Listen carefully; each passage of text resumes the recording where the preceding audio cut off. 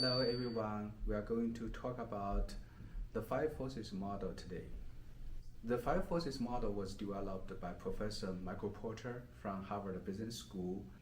We know that firms do not compete alone, they compete in an industry. Professor Michael Porter believes firms' performance is not only influenced by what they are doing, their performance is also influenced by the industrial condition. So we need to understand the competitive factors in an industry in order to assess the profitability of a focal company. And he listed out five most important factors we need to look at. The first is competitive rivalry. When company produces their products and try to sell their products to the customers, their competitors are doing the same. So we need to analyze these competitors and understand what kind of threat they impose on the focal company. Second one, the threat of substitutes. A substitutive product is a product that looks different, belonging perhaps to a different product category, but they offer the same functionalities. Each product tries to address some needs of the customers. However, the same need can be addressed in different ways. If a company addresses the same need, but the product is a different product, we consider it as a substitutive product. For example, if we fly from Pittsburgh to Philadelphia, we can take a flight, but we can also take a train or even drive to there.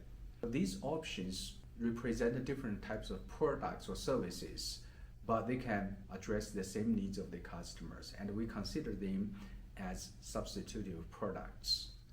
In addition to competitors and substitutes, firms also need to consider the potential threat from new entrants. New entrants are companies that are not yet in the industry, but they are likely to get into the industry.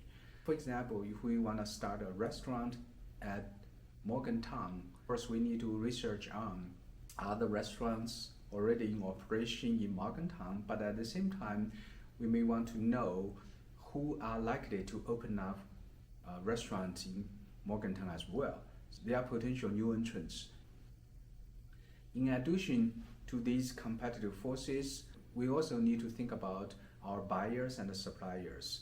We need to understand our buyers, especially their bargaining power. The bargaining power of buyers often has to do with the switching costs.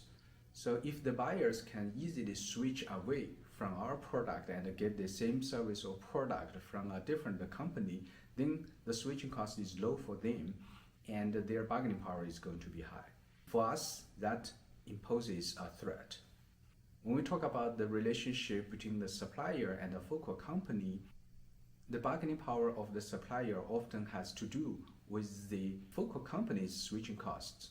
If the focal company can easily switch away from one supplier to another supplier, then the particular supplier's bargaining power is low because the focal firm can easily find a replacement for what the supplier delivers.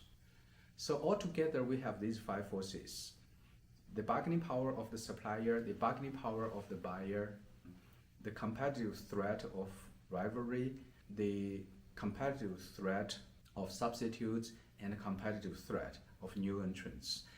When we put all these forces together, it provides a framework for us to understand the industry systematically. And that becomes the basic tool to understand the industrial condition.